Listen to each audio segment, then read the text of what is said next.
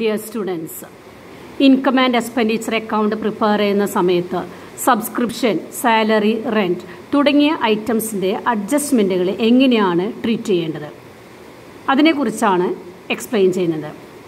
ഇവിടെ തന്നിരിക്കുന്ന ക്വസ്റ്റ്യൻ നിങ്ങൾ എഴുതിയെടുക്കേണ്ട കാര്യമില്ല, നിങ്ങൾക്ക് മനസ്സിലാക്കി തരാൻ വേണ്ടി മാത്രം തന്നിരിക്കുന്ന എക്സാമ്പിളാണ്. ഇതുവരെ പഠിച്ചതനുസരിച്ച് ഇൻകം ആൻഡ് എക്സ്പെൻഡിച്ചർ അക്കൗണ്ട് അല്ലെങ്കിൽ profit and loss account prepare ചെയ്യുമ്പോൾ ഔട്ട്സ്റ്റാൻഡിങ് എക്സ്പെൻസസ് അല്ലെങ്കിൽ ഔട്ട്സ്റ്റാൻഡിങ് ഇൻകം അതാത് ഐറ്റത്തിൻ്റെ കൂടെ ആഡ് ചെയ്യും. പ്രീപെയ്ഡ് എക്സ്പെൻസസ്, പ്രീപെയ്ഡ് ഇൻകം ഉണ്ടെങ്കിൽ അതാത് ഐറ്റത്തിൽ നിന്നും ലെസ് ചെയ്യും. ഇതിൻ്റെ പിന്നിലുള്ള കൺസെപ്റ്റ് എന്താണ്? ഫിനാൻഷ്യൽ സ്റ്റേറ്റ്മെൻറ്റ്സ് പ്രിപ്പയർ ചെയ്യേണ്ടത് അക്രൂവൽ ബേസിസിലാണ്. അതായത് ഓരോ ഐറ്റത്തിൻ്റെയും എമൗണ്ട് കാണിക്കേണ്ടത് ഇൻകം അക്രൂ ചെയ്തിട്ടുണ്ടോ അല്ലെങ്കിൽ എക്സ്പെൻസ് ഡ്യൂ ആയിട്ടുണ്ടോ എന്നതിനെ ബേസ് ചെയ്തുകൊണ്ടാണ്. അല്ലാതെ ക്യാഷ് റിസീവ് ചെയ്തിട്ടുണ്ടോ, ക്യാഷ് കൊടുത്തിട്ടുണ്ടോ എന്ന് നമ്മൾ നോക്കേണ്ട കാര്യമില്ല. നമുക്ക് ഇൻകം കിട്ടേണ്ട സമയമായിട്ടുണ്ടോ അല്ലെങ്കിൽ എക്സ്പെൻസുകൾ കൊടുക്കേണ്ട സമയമായിട്ടുണ്ടോ അത് മാത്രം നോക്കിയാൽ മതി. അതുകൊണ്ടാണ് ഔട്ട്സ്റ്റാൻഡിങ് എക്സ്പെൻസസ് അല്ലെങ്കിൽ ഔട്ട്സ്റ്റാൻഡിങ് ഇൻകം, അതായത് കൊടുക്കാനുള്ള ചെലവുകൾ അല്ലെങ്കിൽ കിട്ടാനുള്ള വരുമാനം നമ്മൾ എന്ത് ചെയ്യണം? ആഡ് ചെയ്യണം. അതുപോലെ തന്നെ ഫ്യൂച്ചർ പീരീഡിലേക്ക് വേണ്ടി, അതായത് വരാൻ പോകുന്ന വർഷത്തേക്ക് വേണ്ടി ഈ വർഷം അഡ്വാൻസായിട്ട് റിസീവ് ചെയ്തിട്ടുണ്ടെങ്കിൽ അല്ലെങ്കിൽ അഡ്വാൻസായിട്ട് കൊടുത്തിട്ടുണ്ടെങ്കിൽ ലെസ് ചെയ്യണം. കാരണം അഡ്വാൻസായിട്ട് മേടിച്ചതൊന്നും കറൻറ്റ് ഇയറിലെ എക്സ്പെൻസസോ ഇൻകോ അല്ല. അത് ഏതു വർഷം കാണിക്കേണ്ടതാണ്? ആ ഫ്യൂച്ചർ പീരീഡിലെ ഫിനാൻഷ്യൽ സ്റ്റേറ്റ്മെൻറ്റ്സ് പ്രിപ്പയർ ചെയ്യുമ്പോഴാണ് എഴുതേണ്ടത്. അതുകൊണ്ടാണ് കറൻറ്റ് ഇയറിലെ ഫിനാൻഷ്യൽ സ്റ്റേറ്റ്മെൻറ്റ്സ് പ്രിപ്പയർ ചെയ്യുമ്പോൾ പ്രീപെയ്ഡ് എക്സ്പെൻസസ് അല്ലെങ്കിൽ പ്രീപെയ്ഡ് ഇൻകം ലെസ് ചെയ്യുന്നത്. ഈ ഒരു കൺസെപ്റ്റ് നിങ്ങൾ കഴിഞ്ഞ വർഷം പഠിച്ചതാണ്. ഇനി ഇവിടെ നമ്മൾ പഠിക്കാൻ പോകുന്നത് ചില സിറ്റുവേഷനിൽ ഔട്ട്സ്റ്റാൻഡിങ് എക്സ്പെൻസസ് അല്ലെങ്കിൽ ഔട്ട്സ്റ്റാൻഡിങ് ഇൻകം ആഡ് ചെയ്യുന്നതിനു പകരം ലെസ് ചെയ്യും. അതേസമയം prepaid expenses, prepaid income less ചെയ്യുന്നതിനു പകരം ആഡ് ചെയ്യും. എപ്പോഴൊക്കെയാണ് ഔട്ട്സ്റ്റാൻഡിങ് എക്സ്പെൻസസ് അല്ലെങ്കിൽ പ്രീപെയ്ഡ് എക്സ്പെൻസസ് ആഡ് ചെയ്യുകയും ലെസ് ചെയ്യേണ്ടി വരുന്നത് അതിനെക്കുറിച്ചാണ് നമ്മളിവിടെ പഠിക്കാൻ പോകുന്നത്. അപ്പോൾ നമുക്കിവിടെ തന്നിരിക്കുന്ന എക്സാമ്പിൾ നോക്കാം. There are 100 members in a club, each paying ₹500 as subscription. അതായത് ഒരു ക്ലബിൽ 100 മെമ്പേഴ്സാണുള്ളത്. ഓരോരുത്തരും കൊടുക്കേണ്ട സബ്സ്ക്രിപ്ഷൻ്റെ എമൗണ്ട് എത്രയാണ്? 500. Therefore, subscription to be collected for the year is ₹50,000. അപ്പോൾ ഓരോ വർഷം ഫിനാൻഷ്യൽ സ്റ്റേറ്റ്മെൻറ്റിൽ എഴുതേണ്ട സബ്സ്ക്രിപ്ഷൻ്റെ എമൗണ്ട് അല്ലെങ്കിൽ കളക്ട് ചെയ്ത് കിട്ടേണ്ട എമൗണ്ട് എത്രയാണ്? 50,000. ഇതാണ് ഫിനാൻഷ്യൽ സ്റ്റേറ്റ്മെൻറ്റിൽ എഴുതേണ്ടത്. ഇവിടെ നമുക്ക് ഈ സബ്സ്ക്രിപ്ഷൻ ക്യാഷായിട്ട് കളക്ട് ചെയ്തിട്ടുണ്ടോ ഇല്ലേ ഇതൊന്നും നോക്കേണ്ട കാര്യമില്ല. കറൻറ്റ് ഇയറിൽ കളക്ട് ചെയ്ത് കിട്ടേണ്ട എമൗണ്ട് ആണോ അത് ആ വർഷത്തെ ഇൻകം ആൻഡ് എക്സ്പെൻഡിച്ചർ അക്കൗണ്ടിൽ കാണിക്കാം. അപ്പോൾ ഈ വർഷം കളക്ട് ചെയ്ത് കിട്ടേണ്ട എമൗണ്ട് എത്രയാണ്? 50,000. എന്നാൽ ഇവിടെ എന്താണ് യഥാർത്ഥത്തിൽ സംഭവിച്ചതെന്ന് നോക്കി നോക്കാം. The following are the details about subscription collected during the year 2018. അപ്പോൾ ഇവിടുത്തെ കറൻറ്റ് ഇയർ ഏതാണ്? 2018 ആണ്. 1 January 2018 to 31 December 2018.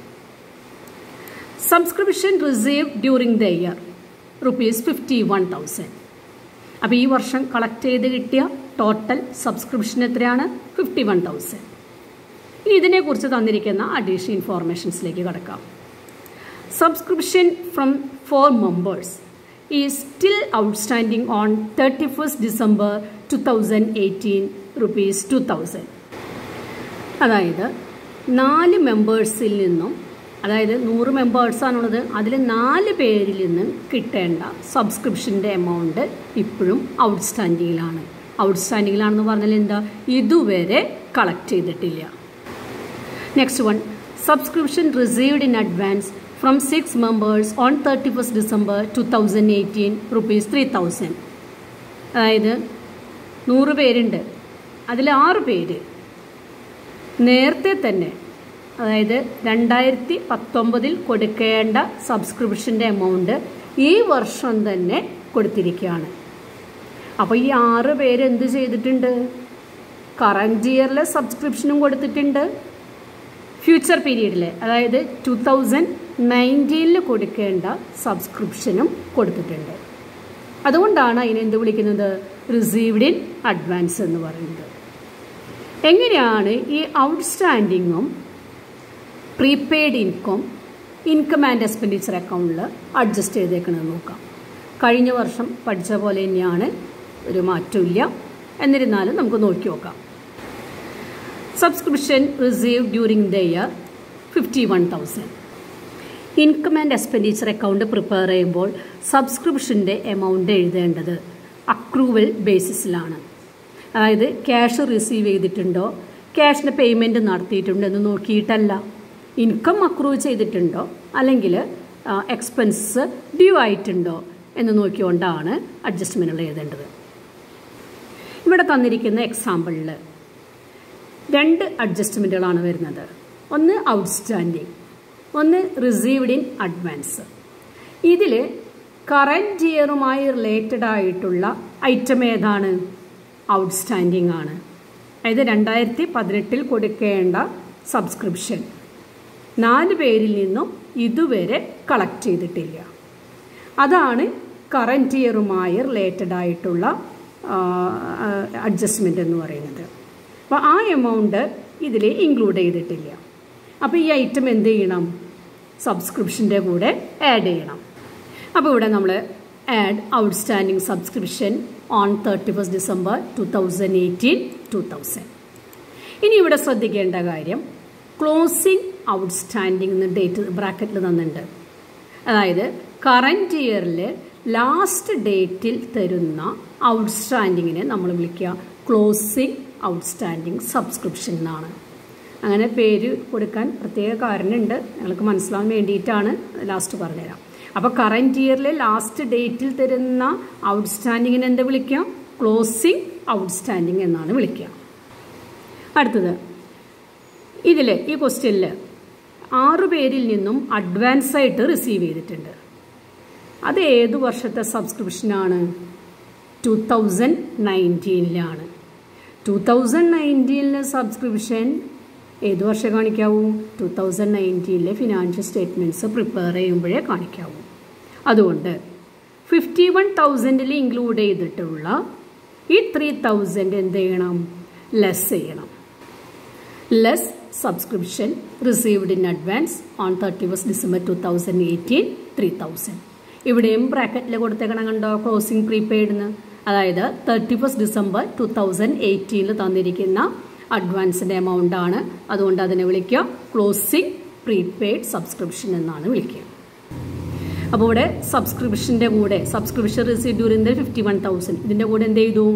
Closing outstanding subscription add ചെയ്യുകയും ക്ലോസിംഗ് പ്രീപെയ്ഡ് സബ്സ്ക്രിപ്ഷൻ ലെസ് ചെയ്യുകയും ചെയ്തു.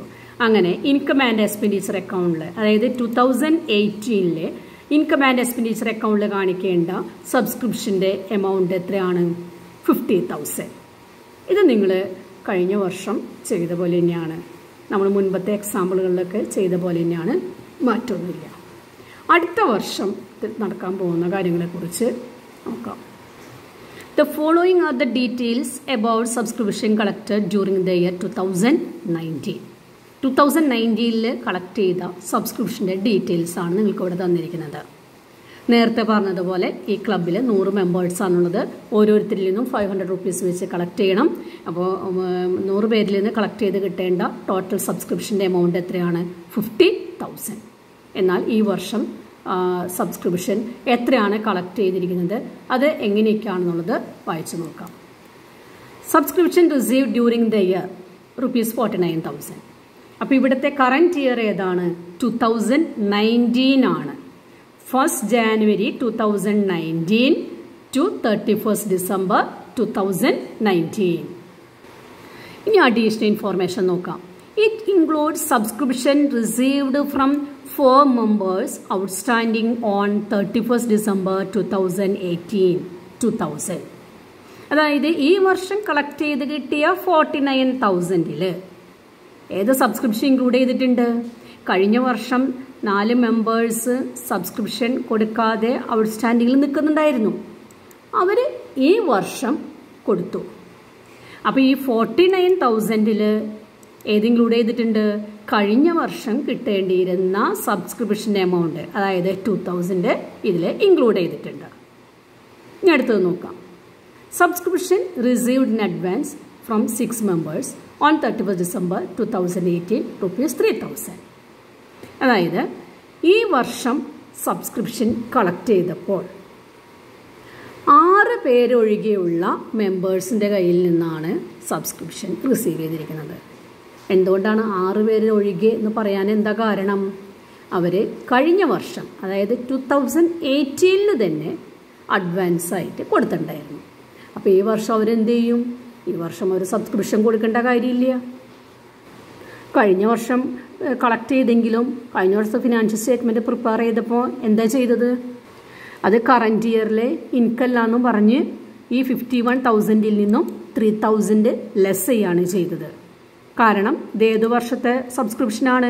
2019-ലാണ്.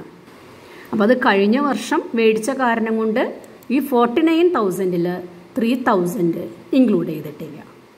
ഇനി എങ്ങനെയാണ് ഇതിൻ്റെ അഡ്ജസ്റ്റ്മെൻറ്റുകൾ നോക്കി നോക്കാം. Subscription receive during the year 49,000. During the year എന്ന് പറഞ്ഞാൽ ഏതാണ്? 2019 ആണ് കേട്ടോ. 2019-ൽ കളക്ട് ചെയ്ത് കിട്ടിയിരിക്കുന്ന സബ്സ്ക്രിപ്ഷൻ്റെ എമൗണ്ടിൽ, അതായത് 49,000-ൽ ഏത് ഇൻക്ലൂഡ് ചെയ്തിട്ടുണ്ട്? 2018-ൽ 4 മെമ്പേഴ്സിൽ നിന്നും കിട്ടേണ്ടിയിരുന്ന സബ്സ്ക്രിപ്ഷൻ്റെ എമൗണ്ട്, അതായത് 2,000 ഇൻക്ലൂഡ് ചെയ്തിട്ടുണ്ട്. നമ്മൾ പഠിച്ച റൂൾ അനുസരിച്ച് കറൻറ്റ് ഇയറിലെ ഇൻകം എക്സ്പെൻസസ് മാത്രമേ കാണിക്കാവൂ. പക്ഷേ ഇവിടെ 2,000 എന്നുകൊണ്ട് ഏത് വർഷത്തെയാണ്? 2018-ലാണ്. അപ്പോൾ അതെന്ത് ചെയ്യണം? ലെസ് ചെയ്യണം. Less subscription outstanding on 31st December 2018 or 1/1/2019 2000. ഇവിടെ 1st January 2019 കൊടുത്തത് ശ്രദ്ധിക്കുക. അവിടെ അങ്ങനെ കൊടുക്കാൻ കാരണം നിങ്ങളുടെ ലെഡ്ജർ അക്കൗണ്ട്സ് ഒക്കെ ബാലൻസ് ചെയ്യുമ്പോൾ ഓരോ മാസത്തിൻ്റെയും അല്ലെങ്കിൽ ഓരോ വർഷത്തിൻ്റെയും അവസാനമാണ് ബാലൻസ് ചെയ്യുക. അതായത് 31st Decemberലാണ് ബാലൻസ് ചെയ്യുക. അവിടെ നമ്മൾ ബാലൻസ് ക്യാരി ഡൗൺ എഴുതും. അത് കഴിഞ്ഞാൽ നെക്സ്റ്റ് ഇയറിലേക്ക് അല്ലെങ്കിൽ നെക്സ്റ്റ് മന്തിലേക്ക് അത് ബ്രോഡ് ഡൗൺ ചെയ്യുമ്പോൾ എന്തായിട്ട് മാറും? ഓപ്പണിംഗ് ആയിട്ട് മാറും. അപ്പോൾ നമ്മൾ ആ വർഷത്തിൻ്റെ അല്ലെങ്കിൽ ആ മാസത്തിൻ്റെ ഓപ്പണിംഗ് ഡേറ്റാണ് കൊടുക്കുക. അപ്പോൾ ഇവിടെ അതുകൊണ്ടാണ് ഇവിടെ 31st December 2018 or 1/1/2019 എന്ന് പറഞ്ഞിരിക്കുന്നത്. അപ്പോൾ ഇവിടെ ക്ലോസിംഗ് മുൻ വർഷത്തെ ക്ലോസിംഗ് ഡേറ്റ് അല്ലെങ്കിൽ കറൻറ്റ് ഇയറിലെ ഓപ്പണിംഗ് ഡേറ്റ് തന്നാലും സെയിം ഐറ്റം അല്ലെങ്കിൽ സെയിം എമൗണ്ട് തന്നെയാണ് വരുന്നത്. അപ്പോൾ ഈ വർഷം അതായത് ഓപ്പണിങ്ങിൽ തന്നിരിക്കുന്ന സബ്സ്ക്രിപ്ഷൻ ആയതുകൊണ്ട് അതിനെന്താ വിളിക്കുക? ഓപ്പണിംഗ് ഔട്ട്സ്റ്റാൻഡിങ് എന്ന് വിളിക്കും. കഴിഞ്ഞ വർഷം ഈ ഔട്ട്സ്റ്റാൻഡിങ് എന്തായിരുന്നു? ക്ലോസിംഗ് ഔട്ട്സ്റ്റാൻഡിങ് ആയിരുന്നു. ഈ വർഷം സ്റ്റാർട്ട് ചെയ്തപ്പോൾ അതെന്തായിട്ട് മാറി? ഓപ്പണിംഗ് ഔട്ട്സ്റ്റാൻഡിങ് ആയിട്ട് മാറി. കഴിഞ്ഞ വർഷം ക്ലോസിങ്ങിലുണ്ടായിരുന്ന ഔട്ട്സ്റ്റാൻഡിങ് ഈ വർഷം എന്തായിട്ട് മാറി? ഓപ്പണിംഗ് ആയിട്ട് മാറി. അപ്പോൾ ഓപ്പണിംഗ് ഔട്ട്സ്റ്റാൻഡിങ് എന്ത് ചെയ്തു? ലെസ് ചെയ്തു. ഇനി അടുത്തത്, ഈ വർഷം കളക്ട് ചെയ്ത് കിട്ടിയ സബ്സ്ക്രിപ്ഷൻ്റെ എമൗണ്ട് എത്രയാണ്? 49,000 ആണ്. ഇവിടെ സബ്സ്ക്രിപ്ഷൻ്റെ എമൗണ്ട് കളക്ട് ചെയ്തപ്പോൾ 100 പേരിൽ നിന്നും സബ്സ്ക്രിപ്ഷൻ എമൗണ്ട് കളക്ട് ചെയ്യേണ്ടി വന്നിട്ടില്ല. കാരണം കഴിഞ്ഞ വർഷം അതായത് 2018-ൽ 6 പേര് അഡ്വാൻസ് ആയിട്ട് കൊടുത്തിട്ടുണ്ടായിരുന്നു. അപ്പോൾ ഈ വർഷം കളക്ട് ചെയ്യുമ്പോൾ എത്ര പേരിൽ നിന്നേ കളക്ട് ചെയ്യുള്ളൂ? 94 മെമ്പേഴ്സിൻ്റെ കയ്യിൽ നിന്നേ സബ്സ്ക്രിപ്ഷൻ കളക്ട് ചെയ്യാവൂ. ഇനി കഴിഞ്ഞ വർഷം അഡ്വാൻസായിട്ട് കളക്ട് ചെയ്തപ്പോൾ എന്താണ് ചെയ്തേക്കുന്നത് നോക്കി നോക്കാം. കഴിഞ്ഞ വർഷം അതായത് 2018-ൽ കളക്ട് ചെയ്തപ്പോൾ ഈ സബ്സ്ക്രിപ്ഷൻ എന്താ ചെയ്തത്? ലെസ് ചെയ്യാണ് ചെയ്തത്. കാരണം എന്താ? അത് വരാൻ പോകുന്ന വർഷത്തേക്ക് വേണ്ടി കളക്ട് ചെയ്ത എമൗണ്ടാണ്. അത് കറൻറ്റ് ഇയറിലെ സബ്സ്ക്രിപ്ഷൻ അല്ലാത്തത് കൊണ്ടാണ് മൈനസ് ചെയ്തത്. അത് ഏത് വർഷത്തെ അക്കൗണ്ടിലെ കാണിക്കാവൂ? 2019 ഫിനാൻഷ്യൽ സ്റ്റേറ്റ്മെൻറ്റ്സ് പ്രിപ്പയർ ചെയ്യുമ്പോഴേ കാണിക്കാവൂ. അപ്പോൾ 2019 എത്തുമ്പോൾ ഈ സബ്സ്ക്രിപ്ഷൻ അഡ്വാൻസ് ആയിട്ട് റിസീവ് ചെയ്ത് എന്ത് ചെയ്യണം? ആഡ് ചെയ്യണം. അപ്പോൾ കഴിഞ്ഞ വർഷം ക്ലോസിങ്ങിലുണ്ടായിരുന്ന പ്രീപെയ്ഡ് സബ്സ്ക്രിപ്ഷൻ കറൻറ്റ് ഇയർ ആയപ്പോൾ എന്ത് ചെയ്തു? ആഡ് ചെയ്തു. അപ്പോൾ ഇവിടുത്തെ ഡേറ്റ് നോക്കി വയ്ക്കാൻ 1/1/2019 എന്ന് കണ്ടോ? അതെങ്ങനെയാണ്? കഴിഞ്ഞ വർഷം ക്ലോസിങ്ങിൽ ഉണ്ടായിരുന്ന ബാലൻസുകൾ എല്ലാം എന്ത് ചെയ്യും? നെക്സ്റ്റ് ഇയറിലേക്ക് ബ്രോ ഡൗൺ ചെയ്യും. നെക്സ്റ്റ് ഇയറിൽ ബ്രോ ഡൗൺ ചെയ്യുമ്പോൾ ഡേറ്റ് ഏതായിരിക്കും? 1/1/2019. അപ്പോൾ ഇവിടെ 31 December 2018 അല്ലെങ്കിൽ 1/1/2019 ഈ രണ്ട് ഡേറ്റിൽ തന്നാലും സെയിം അഡ്ജസ്റ്റ്മെൻറ്റുകൾ തന്നെയാണ് വരുന്നത്. രണ്ടും ഒരേ മീനിങ് തന്നെയാണ്. ഇവിടെ ഡേറ്റ് പ്രത്യേകം ശ്രദ്ധിക്കുക. കഴിഞ്ഞ വർഷത്തെ ക്ലോസിംഗ് ഡേറ്റിലെ എമൗണ്ട് തന്നാലും ഈ വർഷത്തെ ഓപ്പണിംഗ് ഡേറ്റിലെ എമൗണ്ട് തന്നാലും സെയിം ആണ്, ഒരു മാറ്റമില്ല. അപ്പോൾ ഇവിടെ ഓപ്പണിങ്ങിലല്ലേ ഇത് തന്നിരിക്കുന്നത്, അതുകൊണ്ട് അതിനെന്ത് വിളിക്കും? Opening amount received in advance or prepaid income എന്ന് വിളിക്കും. അങ്ങനെ ഈ വർഷം ഇൻകം ആൻഡ് എക്സ്പെൻഡിച്ചർ അക്കൗണ്ടിൽ എഴുതേണ്ട എമൗണ്ട് എത്രയാണ്? 50,000. ഇനി നമുക്ക് ഇവിടെ ചെയ്ത അഡ്ജസ്റ്റ്മെൻറ്റുകൾ ഒന്ന് സമ്മറൈസ് ചെയ്ത് പറയാം. 2018 ക്ലോസിങ്ങിലുണ്ടായിരുന്ന ഔട്ട്സ്റ്റാൻഡിങ് സബ്സ്ക്രിപ്ഷൻ എന്താ ചെയ്തത്? ആഡ് ചെയ്തു. എന്തുകൊണ്ട് ആഡ് ചെയ്തു? കാരണം എന്താ? അവിടെ ക്യാഷ് റിസീവ് ചെയ്തിട്ടില്ലെങ്കിലും കളക്ട് ചെയ്തിട്ടില്ലെങ്കിലും ആഡ് ചെയ്തു. കാരണം എന്താണ്? അത് 2018 കളക്ട് ചെയ്ത് കിട്ടേണ്ട സബ്സ്ക്രിപ്ഷൻ എമൗണ്ടാണ്. അക്രൂവൽ ബേസിസിലാണ് ഫിനാൻഷ്യൽ സ്റ്റേറ്റ്മെൻറ്റ്സ് പ്രിപ്പയർ ചെയ്തത്. ഇനി 2019 എന്താണെന്ന് നടന്നതെന്ന് നോക്കി നോക്കാം. 2019 സബ്സ്ക്രിപ്ഷൻ എമൗണ്ട് അതായത് 49,000 കഴിഞ്ഞ വർഷം 4 മെമ്പേഴ്സിൻ്റെ കയ്യിൽ നിന്നും കിട്ടാനുണ്ടായിരുന്ന സബ്സ്ക്രിപ്ഷൻ എമൗണ്ട് ഇൻക്ലൂഡ് ചെയ്തിട്ടുണ്ട്. നമ്മൾ ഫിനാൻഷ്യൽ സ്റ്റേറ്റ്മെൻറ്റ്സ് പ്രിപ്പയർ ചെയ്യുന്നത് അക്രൂവൽ ബേസിസിലാണ്. അതുകൊണ്ട് ഇവിടെ ഇൻക്ലൂഡ് ചെയ്തിട്ടുള്ള 2,000 എന്ത് ചെയ്യണം? ലെസ് ചെയ്യണം. ഇവിടെ നമ്മൾ ആഡ് ചെയ്ത് എന്തുണ്ടാവാം? കഴിഞ്ഞ വർഷത്തെ ഇൻകം ആൻഡ് എക്സ്പെൻഡിച്ചർ അക്കൗണ്ടിൽ ഇൻകാന്ന് കാണിച്ചു, ഈ വർഷത്തെയും ഇൻകം ആൻഡ് എക്സ്പെൻഡിച്ചർ അക്കൗണ്ടിൽ ഇൻകമായിട്ട് കാണിച്ചു. അപ്പോൾ ഇവിടെ 2 പ്രാവശ്യം ഇൻകമായിട്ട് കാണുക, അതായത് ഡ്യൂപ്ലിക്കേറ്റ് എമൗണ്ടാണ് ഇവിടെ, ഡ്യൂപ്ലിക്കേറ്റ് ചെയ്തുകൊണ്ടാണ് ഇവിടെ എമൗണ്ട് വരുന്നത്. ഇനി 2018 അഡ്വാൻസ് ആയിട്ട് റിസീവ് ചെയ്ത എമൗണ്ട് അതായത് ക്ലോസിംഗ് പ്രീപെയ്ഡ് എന്ത് ചെയ്തു? ലെസ് ചെയ്തു. കാരണം അത് 2018 എമൗണ്ട് അല്ല 2019 അതുകൊണ്ട് നമ്മളിവിടെ ലെസ് ചെയ്തു. അപ്പോൾ ഇവിടെ ലെസ് ചെയ്തപ്പോൾ ഈ എമൗണ്ട് കാണിക്കേണ്ടത് ഏത് വർഷത്തെ ഫിനാൻഷ്യൽ സ്റ്റേറ്റ്മെൻറ്റിലായിരിക്കണം? 2019 ഫിനാൻഷ്യൽ സ്റ്റേറ്റ്മെൻറ്റ്സിലായിരിക്കണം. അതുകൊണ്ടാണ് 2019 ഫിനാൻഷ്യൽ സ്റ്റേറ്റ്മെൻറ്റ്സ് പ്രിപ്പയർ ചെയ്യുന്ന സമയത്ത് ഈ subscription received in advance add ചെയ്തിരിക്കുന്നത്. അപ്പോൾ നിങ്ങൾക്ക് ഇവിടെ എങ്ങനെയാണ് അഡ്ജസ്റ്റ്മെൻ്റ് എന്ന് മനസ്സിലായി കാണും. അതായത് ഓപ്പണിംഗ് ക്ലോസിംഗ് ഔട്ട്സ്റ്റാൻഡിങ് ആഡ് ചെയ്യാം, ഓപ്പണിംഗ് ഔട്ട്സ്റ്റാൻഡിങ് ലെസ് ചെയ്യാം, അതുപോലെ തന്നെ ക്ലോസിംഗ് പ്രീപെയ്ഡ് ലെസ് ചെയ്യാം, ഓപ്പണിംഗ് പ്രീപെയ്ഡ് ആഡ് ചെയ്യാം. ഇതുവരെ പറഞ്ഞതിനെല്ലാം നമുക്കൊരു ഫോർമുലയായിട്ട് കൊണ്ടുവരാം. നോക്കി വെക്കാം. Calculation of subscription or any other item എന്ന് പറഞ്ഞു കഴിഞ്ഞാൽ സാലറി, റെൻറ്റ്, ഇൻഷുറൻസ് ഏത് വേണമെങ്കിലും ആവാം. ഇവിടെ ഒരു നമ്മളെ സബ്സ്ക്രിപ്ഷൻ എന്ന് പറഞ്ഞു എന്നുള്ളൂ. ഏത് ഐറ്റത്തിൻ്റെ കാര്യത്തിലും ഇതേ അഡ്ജസ്റ്റ്മെൻറ്റുകൾ തന്നെയാണ്. To be shown in the income and expenditure account. ആദ്യം എഴുതേണ്ടത് ഏതായിരിക്കണം? Subscription received during the year. അതായത് 2018 subscription received during the year എത്രയായിരുന്നു? 51,000 ആയിരുന്നു. 2019 subscription received during the year ഏതാണ്? 49,000. ഇനി അടുത്ത അഡ്ജസ്റ്റ്മെൻറ്റ് ഏതാണ്? ആഡ് ചെയ്യേണ്ടത് ഏതൊക്കെയാണ്? Closing outstanding income or expenses, opening prepaid expenses or income. നമുക്ക് നേരത്തെ തന്ന എക്സാമ്പിളിലേക്ക് ഒന്നുകൂടി തിരിഞ്ഞു നോക്കി നോക്കാം. ആഡ് ചെയ്തത് ഏതാണ്? Add outstanding subscription on 31 December 2000 അതായത് ക്ലോസിംഗ് ഔട്ട്സ്റ്റാൻഡിംഗ്. പിന്നെ ഏതാണ് ആഡ് ചെയ്തിരിക്കുന്നത്? Subscription received in advance 1/1/2019 3,000. ഇനി ഏതൊക്കെയാണ് ലെസ് ചെയ്യേണ്ടത്? ഓപ്പണിംഗ് ഔട്ട്സ്റ്റാൻഡിംഗ്, അതുപോലെ തന്നെ ക്ലോസിംഗ് പ്രീപെയ്ഡ്. കഴിഞ്ഞ എക്സാമ്പിളിൽ എഴുതി നോക്കി നോക്കാം. കണ്ടോ? Subscription received in advance on 30 December 2018 closing prepay. 2019 ഇപ്പോൾ അത് ഓപ്പണിംഗ് ആയി. 2019 അത് എന്ത് ചെയ്തു? ലെസ് ചെയ്തു. Subscription outstanding on 30 December 2018 or 1 January 2019. അപ്പോൾ ഇവിടെ ആഡ് ചെയ്യേണ്ടത് ഏതൊക്കെയാണ്? Closing, outstanding, opening, prepaid. ഇനി ലെസ് ചെയ്യേണ്ടത് ഏതൊക്കെയാണ്? Opening, outstanding, closing, prepaid. അപ്പോൾ നിങ്ങൾ ഇതുവരെ പറഞ്ഞ എക്സ്പ്ലെയിൻ ചെയ്ത കാര്യങ്ങൾ റിപ്പീറ്റ് ചെയ്ത് കേൾക്കാം. ഒരു പ്രാവശ്യം കേട്ടതുകൊണ്ട് നിങ്ങൾക്ക് മനസ്സിലാവില്ല. ഒരു 3-4 പ്രാവശ്യമെങ്കിലും നിങ്ങളത് കേട്ട് മനസ്സിലാക്കാം. അതിനുശേഷം ഈ ഫോർമുല ബൈ ഹാർട്ട് ചെയ്താൽ മതി. മനസ്സിലായോ? എപ്പോഴും നിങ്ങൾ ആ ഒരു എക്സ്പ്ലനേഷൻ തന്നെ പറയണമെന്നില്ല.